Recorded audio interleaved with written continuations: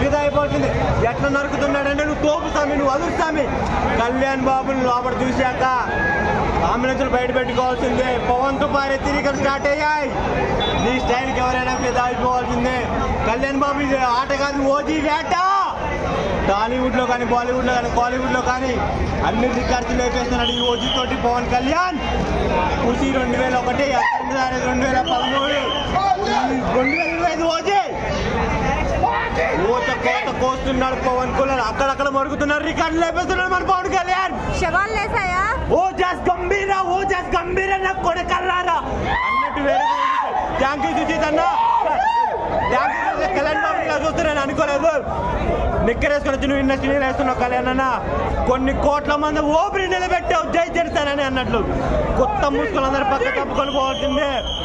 తమనన్న music కొడతా అంటే ఎవడు పోతే బాధ్యుడు? జనాలు చచ్చిపోతే ఎవడు బాధ్యుడు? అరే సినిమాకి వచ్చే ముందు అంబులెన్స్లో బయట పెట్టుకోండి. మీ భార్య పిల్లకైనా ఎల్ఐసి కట్టుకొని డబ్బులు వస్తాయి. సినిమాని మడతపెట్టి గ్యాంగ్స్టర్ లెవెల్ ఉన్నానంటే సుజీత్ తమనే. నేను సింగిల్ షాట్ తోటి 108 ఎక్కిస్తాను సుజీత్. బీజంతో పోయేలా చేస్తానని తమను ఇచ్చి పడేశారు రికార్డ్స్ అయితే. గురూజీ త్రివిక్రమ్ గారు మీరు లేకపోతే ఓజీ లేదు, ఓజీ లేకపోతే కళ్యాణ్ బాబు కాలర్ ఎగరేసి ఫ్యాన్స్ లేరు. అలాంటిది కాలరెడ్డి తెలంగాణ ఉంది ఓజీ. మీరు తప్ప పవన్ కళ్యాణ్ గారికి ఇలాంటి స్టోరీ ఎవరు ఎతికి పెట్టలేరు.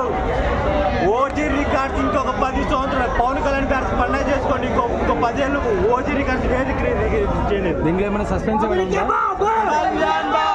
సినిమా చూసినా నీ అమ్మ అసలు power star Pawan Kalyan fan గా చెప్తున్నా, కాలర్ కాదు మీసం మెలేజ్ చెప్తున్నా. ఈ సినిమా కన్నా టాలీవుడ్ ఇండస్ట్రీలో ఇలాంటి మూవీని చూపిస్తే లైఫ్ టైం సెటిల్మెంట్. అసలుకి ఏమన్నా ఉందా మూవీ? అసలుకి ఆ మ్యూజిక్ తమ్మని కొట్టిండు. 10-20 సినిమాలు బాలయ్య సినిమాలు కలిపితే ఒక్క ఓజీ సినిమా మనం కాదు డాన్స్ చేసేది, మనం కాదు. సీట్లు విప్లతాండం ఆడుతున్నారు లోపల. ఆ మ్యూజిక్ కి సుజిత్ గారికి అయితే రియల్లీ హ్యాట్స్ ఆఫ్ అన్న. అబ్బా బాబా, ఒక యాక్టర్ గా చూసినా, నిన్ను ఒక హీరోగా చూసినా కానీ డైరెక్షన్ లెవెల్ లో చూస్తే రాజమౌళి కూడా ఎవడరా అని చెప్పేసి అనిపిస్తుంది నాకు. అంతలా ఉంది నిజంగా. హ్యాట్స్ ఆఫ్ అసలుకి.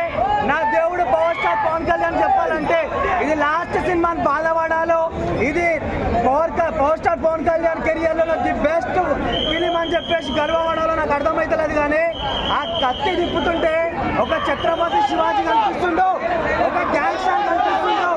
ఒక మూవీ చూస్తుంటే ఒక హీరో అనాలా, లేకపోతే సూపర్ స్టార్ అనాలా, లేకపోతే పవర్ స్టార్ అనాలా, లేకపోతే గ్యాంగ్స్టర్ అనాలా?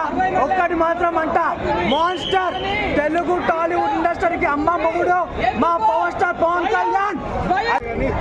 తప్పులేదు, ఆయన ఎంత చేసినా ఇంకా తక్కువే అనిపించింది. సో థియేటర్లో అయితే ఓజీ తాండవం చూసాం అనమాట కంప్లీట్గా. కూడా థియేటర్లో గ్యాంగ్స్టర్ వైపుతో నిండిపోతాయి, డౌటే లేదు. మాస్ ఆడియన్స్ కనెక్ట్ అవుతుంది, ఎందుకంటే వాళ్ళు కొంచెం బాగా మాస్ ఉంటారు పవన్ కళ్యాణ్ ఫ్యాన్స్. మరి సుజిత్ గారు చెప్పిన స్టోరీ అది కనెక్ట్ అవుతాడు. అసలు సినిమాలో ఎక్కడ తగ్గిందే లేదుగా అన్న. ఓవరాల్ ఫస్ట్ నుంచి ఎండ్ వరకు మామూలు తాండవం కాదు, ఓజీ తాండవం. పవన్ కళ్యాణ్ గారిని ఈ రేంజ్ ఆఫ్ సినిమాలో settled performance but high action sequences ఇలా చూడటం అనేది నాకు జరుగుతుందా అనుకున్నా. బట్ 100% అంటే ఫస్ట్ హాఫ్ లో ఆయన అసలు లేరు, లెంత్ అంటున్నారు, చాలా తక్కువ సేపు ఉన్నారు. ఎవరిపైనా చెప్పింది చూడమనండి స్క్రీన్ మీద. సినిమా మొత్తం సేపు కనబడి సెకండ్ హాఫ్ అంతా ఆయనే ఉన్నాడుగా. ఫస్ట్ హాఫ్ లో కొంత స్టోరీ పరంగా డిలే అయిందేమో, కానీ సెకండ్ హాఫ్ మొత్తం పవన్ కళ్యాణ్ గారే. అసలు స్టార్ట్ టు ఎండ్ ఆయన. తమన్ ఎంతవరకు జస్టిస్ చేశారు? తమన్ అన్న మ్యూజిక్ అయితే అద్భుతం అదే. అండ్ నాకు తమన్ గారు మ్యూజిక్, ఆయన గడ్డం పెంచి మేసం తిప్పుకుంటా అని చెప్పారు, అది నిజమైందా? గడ్డం పెంచుకుని మేసం తిప్పుకుంటా అన్నారు సినిమా తర్వాత.